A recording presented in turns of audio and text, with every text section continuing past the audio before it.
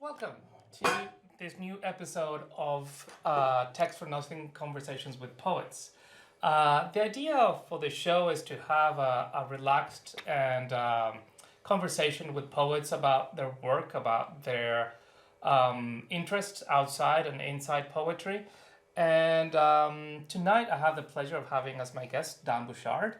So to get the ball rolling, oh, besides that, just a little aside, if because of the constraints of time in the show, I invite you to visit textfornothingtv.com, where you can find Dan's bio, you can find links to essays and poems, readings, and both in audio and video, so we can concentrate on the show on different aspects of his work and his life.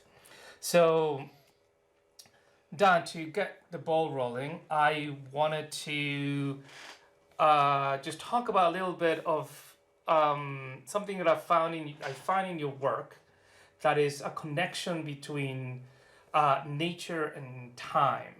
You talk a lot about nature, you talk a lot about history and the passing of time, and I was wondering if that's something you have conceptualized and therefore look for avenues to express it, or is just an intuition that you have and I'm just making things up? Well, that's what I'm doing in my work. I think I'm making things up. I don't have a philosophical basis about either nature or time, not even from philosophy that I've read about those subjects. But I think what I do with regards to those subjects, and in all of my poetry, is try to create images. Right. And try to create pictures with words. Nature in the sense of it can be a very urban-based nature, because nature is, for me, just the trees growing in the sidewalk and the insects that might be there and the birds that might be there, and it's a very banal kind of nature, but that's all depends on the perspective of the person looking at it. So Right. I find a living thing maybe a little more literally animated and interesting than an inanimate. So Right. that's my view of nature. And if I veer off into a state park where maybe you can't see a building because there's trees everywhere and maybe some water, then that's epic nature for me. Right. Because you use a lot of the common names of plants, in particular flowers and Right. trees, and Yeah. and there's a lot of your poetics working with, in certain poems, working with those names and riffing of those names and making puns with those names and moving your language based on the common imagination used to name those. Right, and a lot of that is discovering the language that's been in use for centuries, and, Right. and getting a feel for that, and what comes around as a love for it. These words that are very, might be Middle English and have survived somehow, for the weeds that people have been looking at for hundreds of years. Right. I play botanist for a day or ornithologist for a day. I don't have an expertise in these things, but I do try to find out what it is that I'm looking at, Right. what it is that I'm literally walking over or walking past, and try to use that. Broom sedge. Broom sedge is a great word. Yeah. Where does it come from? Right. Broom. There is a broom which was made from a type of dry grass at one point. Now it's probably more synthetic and manufactured. And so, I want to know what sedge is, broom sedge, and people's entire lives for generations may have revolved around the manufacture of that. Right. Yeah. So did you learn that as a kid? Were you exposed to that, or is something that you have as you walk in nature, wanted to find out where you were walking, what you were seeing? So you did sort of went back to books. Yeah, it's a lot. It's very much my own research, and kind of just wherever it might take me to. So I wrote a long poem called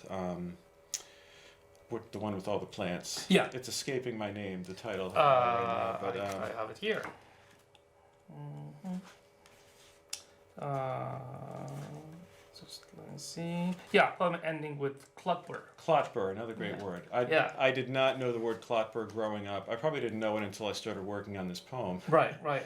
But again, the burr, B-U-R, appears everywhere in the names of plants. Right. In a certain family, I suppose.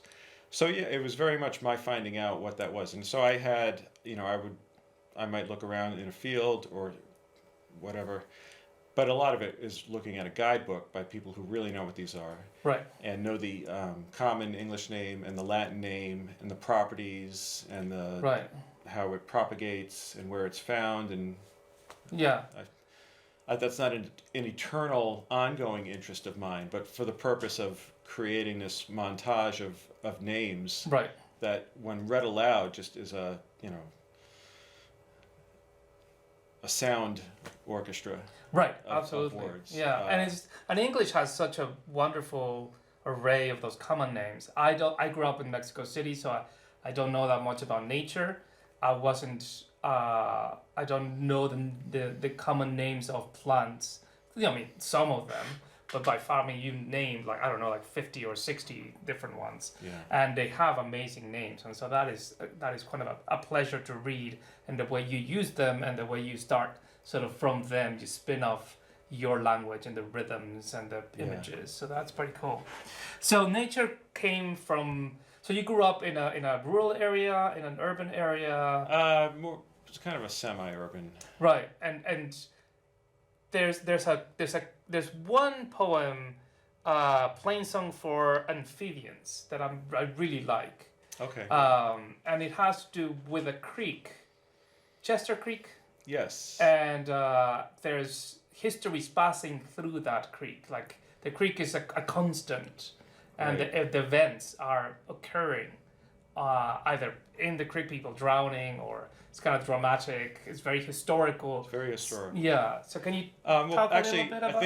I think you have two poems Mixed. conjoined here. Right. Plain Song for the Final Amphibians is actually a sequel to a poem that I wrote in a previous book called Even Song for the Lost Pollinators, Right. which both poems are accumulations of quotations from contemporary poetry or other literature that has to do with Oh, right. beginning again. you Yeah. know. Yes. So Sorry. you Yeah. read a lot of contemporary poetry, and it's amazing how many times you come across the notion of I begin again. Right. Let's begin again. I think it's just that N and G rolling off one another Right. that people use a lot. So I made two poems out of that, two rather large poems, and in between I put little flashes of autobiography or things I was, thinking, reading, feeling. It's very much a collage. Those Right. two poems. But the crick. The creek. Yeah. Sorry, I That's got okay. confused. Yeah. I didn't know poem ending in Clotbur, and this book was only published last year. The crick, C-R-I-K, which is how it's pronounced in kind of the middle Atlantic states, I think. The crick comes out of research I was doing for another project about reports of things that may have happened there. They were history books, they were 19th century newspapers, and other sources. So, and a lot of the episodes and a lot of the language would sound very antiquated to us now, and that was interesting to me solely for the reason that I grew up beside this creek. Right. And all of this, the poems, these very short poems, describe worlds that are long gone. Yeah. So I felt that I had a connection to that merely by knowing that body of water. After 175, 50 years later. Right. It reminded me of Testimony by Rensikov. That was my model. Oh, really? Yeah, Yes. yeah. That's an amazing book. Yeah. Yeah, that, like as soon as I started reading it, like this is like. And the model was very simple declarative sentences. Yeah. That do not contain emotion, but they evoke emotion by the Yeah. things that they describe. Right. Very much like a newspaper, what a good newspaper report should do. These are the facts. If the facts move someone, then they will feel sadness about it, or Right. But it's not you're not prompting a, But you're a not particular. you're not feeling. using language saying this is so sad. And Yeah. Let me show you why. Yeah. That's so that's the river. That's another that the passing of the river and the history through the river is like a witness through all these historical events. Right. So that is sort of like taking back to my idea of nature and time. There is a connection between, for example, when you have nature that it seems to be, even if it's an urban nature or a park, nature itself seems to be above or beyond time.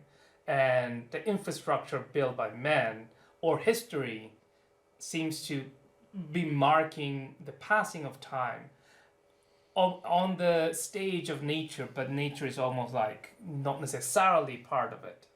That's a feeling I got throughout the book, that there's two, like they're not, like time and nature are conjoined and they're like in conflict. Right. Okay. So I don't know if that makes any sense. It does. Now that you say it, it makes a lot of sense. I didn't have that in mind when I was writing any of this. It was, I mean, nature and time are preoccupations, Right. and they find ways to manifest themselves again and again in images or in lines, even if I'm not consciously thinking about it. I think. Yeah. I think that's what's going on. Right.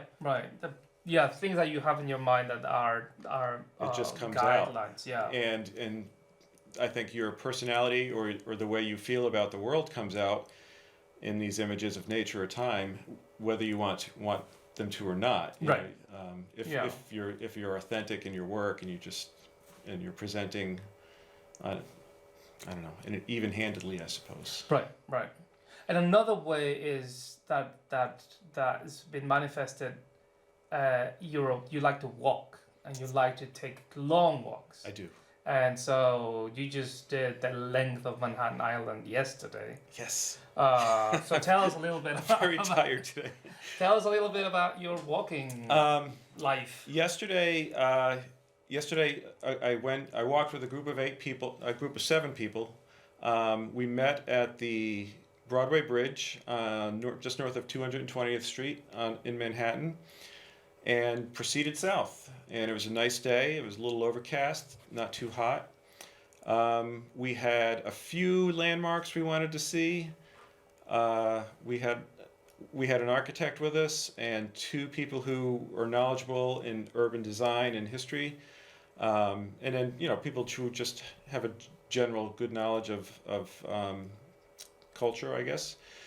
So we walked, and we visited a couple of landmarks, like the Jumel Morris Mansion, where Aaron Burr lived with his second wife in the early 19th century. We saw Shriver's Row, a series of brick blocks that were designed by Stanford White in the 1890s. The Hamilton Grange, where Hamilton moved uptown, as they say in this famous musical, it's quiet uptown, let's move uptown. And I haven't seen it. Yeah. I haven't seen it either. I just know the soundtrack. But that house has been restored. It's a national park now. It was filled with teenagers, which is really remarkable. Yeah. Did you know that most teenagers in the country today, in middle school or maybe early high school, can sing the entire musical, which incorporates a lot of history, which whether you think it's right on target or like Ishmael Reed, you think maybe it has a lot of shortcomings. People can sing the words to a portion of Washington's farewell address, which, whatever you think of him, is interesting, if nothing else. Yeah, absolutely. That's if you get young people to get interested in history. Yeah. And if it comes from a musical, that's Yeah. I think that's positive. I do too. I mean, they can make up their mind about things like everybody else, but this is exposure in what's relatively a young age, I think. Yeah. This I period thought about of history. that. Yeah. So we continued on. We walked through Washington Heights and Harlem, and our goal was to stay on Broadway from the tip of it in the north all the way to Battery Park. We diverted a lot. We actually ended up walking through the St. Nicholas Historic District on St. Nicholas Avenue, which is just beautiful houses, old houses. We walked the length of Central Park on the west side, staying on the trail closest to 8th Avenue, and continued on. Times Square, Herald Square, Union Square, all the way down to the financial district. It was an amazing walk, and I can imagine. There's no greater way to see a city, I think, than on your feet. And Manhattan is great for that. It's too, great, also, yeah. It certainly is. But you pay attention to things that you will certainly miss in a car or bus Right. and Obviously underground. Yeah. Little details for buildings and things like that. So how did you start taking these walks? I don't remember, but I do remember the inclination that I knew Nathaniel Hawthorne was a great walker. He would walk from Salem to Boston. Thoreau was a great walker. Charles Resnikoff in New York City was a great walker. And there are scores, I'm sure, but this is actually they left behind records of it in their work. Right. And I think it's I knew I wanted to maybe see more of the area and also get some good exercise, and I thought maybe it would feed my work somehow. Yeah, yeah. And all of those things turned out to be true. It's a form of meditation for me. If I'm alone, this was hard to do with 7 other people. But right.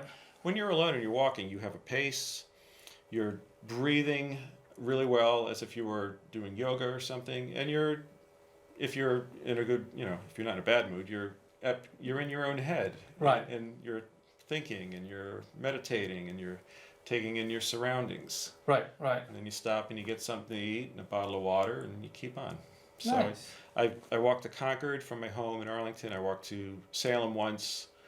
I've done loops around Medford, Somerville, Cambridge, and last fall, a friend and I walked the length of Mass Ave from Dorchester to Lexington, which was very interesting. Yeah, that sounds interesting. There's a book by French philosopher Frederick Gross that is called The Philosophy of Walking, and he goes through each chapter is dedicated, like Nietzsche, Rousseau, Thoreau, and I can't remember the more contemporary ones. Right, yeah. Rousseau's Reflections of a Solitary Walker. Yeah, exactly. Yeah, I remember reading that, and I remember thinking, this has everything to do with philosophy and nothing with walking. Right, yeah. So that was one of my questions is like, you said it's like a meditation, but like, for example, Octavio Paz used to say that he wrote so many like book length essays and studies and that for that he needed to sit down and research and write and work. But for writing poems, he basically said, well,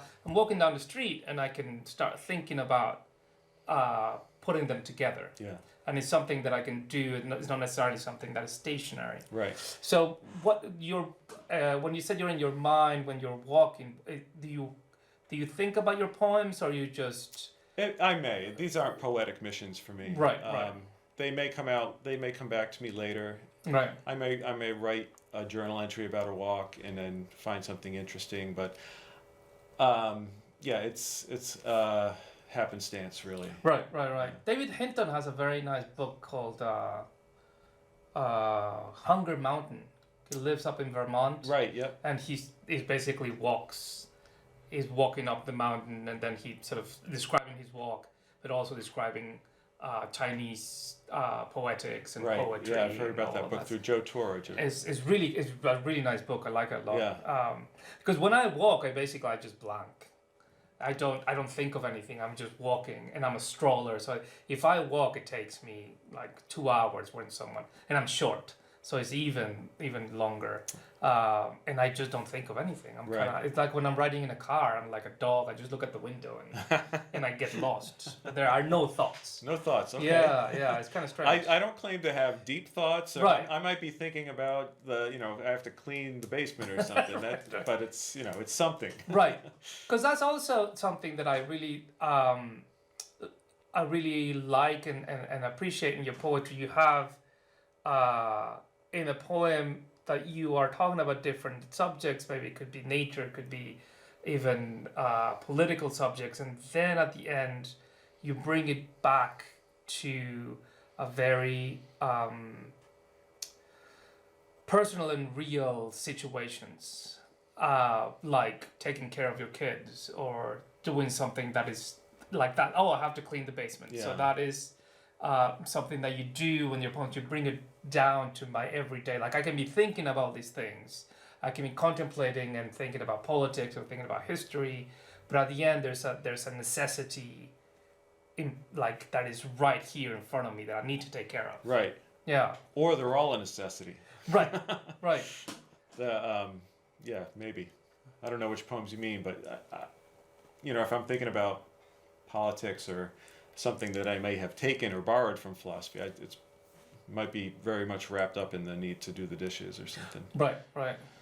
Yeah, there's one line that you say, like the dichotomy is page 132 of this spider drop, 132, and it goes right to what I was thinking, because let me see. It has been a tough double-day duty of diapers and typing. Yes. So that's kind of what I was thinking. Like you're handling different levels of that sort of as a poet dad, Yeah. or as somebody who's taking care of a house. Right. That is very real and reassuring, as Oh, I see. Yeah. very human. Right. Yeah. How do you do How that? do I don't know. I had a tough double day of diapers and typing. Yeah. I think that it's my relationship to the page and the keyboard. This isn't, nothing in there is a first draft, but they're all very much coming out of the occupations or the preoccupations of a certain time. Right. It's as craftless as that, and I try to make that into something a little more durable and interesting. Yeah. Through the benefit of images and sound, I think. Right. And that's what poetry is for me. Yeah. Yeah. And so when you're doing work now, do you have a way of organizing your day? Do you write in the off chance when you are like after work and after the kids are asleep, or early in the morning? What does your day look like? My writing day? Yeah. It's very brief. It's very brief. Right now I like working in Google Docs because I can open it at work or at home without having to remember to bring a USB or have a certain computer where it's on my desktop or whatever. So I can do it on my phone and just write a sentence or a line or a couple of lines, and it stays there, and it grows, it kind of accumulates, and after a certain amount of time you have several pages of material. Right. 75% of it you just Control Alt Delete or backspace delete, and then you keep working on it. It's a layering kind of process. That's about as organized as I am about it right now. Like most of the country, I'm tied to the news and the perpetual shock and disgust that we feel when reading the news, not just from Washington, but from all the events, all the armed events going on. And it's hard to get away from that, I think. Yeah. It's very hard to get away from that and not feel, and to just talk about your own inner happiness or the nice day you had, which was not remarkable. Yeah. So right now, I think I'm just I'm looking for a way to make meaning out of really the most banal things. Yeah. That we all seem to be trapped in. Yeah. That is it is a conundrum to be in a historical juncture such as the one we live in, and also trying to pursue art and pursue poetry and have a personal life. Yeah. Well, everything that is happening around. Right. And how to I don't know what to. I mean, sometimes I feel despair. I was like, I don't know. Why am I writing this? You're right. Yeah. But that's why. And then you read other poets, and they're doing something different or coming at maybe the same problems at a different angle. Yeah, exactly. And you feel relief and gratitude that, well, first of all, you're not the only one endeavoring in this questionable activity. Right. And you're participating somewhat in others' success. Right. And you're having that dialogue with someone that is. Yeah. That is not all about this immediacy. Right. That is something else. Cool. So what are you reading at the moment? Do you read a lot of poetry? Because the poems I conflated, which is the Creek and the Plain Song, that talks about beginnings. That the Plain Song has a lot of quotes of contemporary poets and philosophers. Right. Yes. So what is your reading What are your reading habits like? Well, let me try to think of some things I've read recently. The Evensong, oh, that was the early one. The Plain Song for the Amphibians. Lost Amphibians. Yeah. Evensong for the Pollinators. That comes out of years of history. Like I just had a running notebook about these tropes of beginning again. Right. That I took a long time to build. I do read a lot. I do read contemporary poetry, but not as much as I used to. I think you reach a certain point where maybe you feel a little saturated with it, and you want to go back maybe to your first loves in poetry, or go back and find things from centuries ago, or maybe the modernists that you want to reread and kind of really digest and Right. reabsorb. So I'm doing that with some writers. Right now I'm reading Ezra Pound and Cummings. Pound was very important to me when I first began, and I think he still is, especially for his views on how to write Right. and what makes writing good and durable. I read a lot of history out of some different projects that I've had. The book I was talking about earlier, The Many-Headed Hydra by Marcus Rediker and Peter Linebaugh, which I thought I knew a little bit about that period, but this exposed new figures, new events, but they're a very from the bottom up view of history. So Right. a lot of histories have not paid attention to that. Right. I've been reading Fred Moten, his essays as well as his poetry. He read at Harvard recently. Yeah, that was an amazing reading. And when I worked with Pressed Wafer, which was, are we going to run out of time? Yeah, we're running out of time. So I'm rambling on about books. We can have you back in the show. That would be amazing. Time so and thank nature. you. Our time has run out. This is Text for Nothing.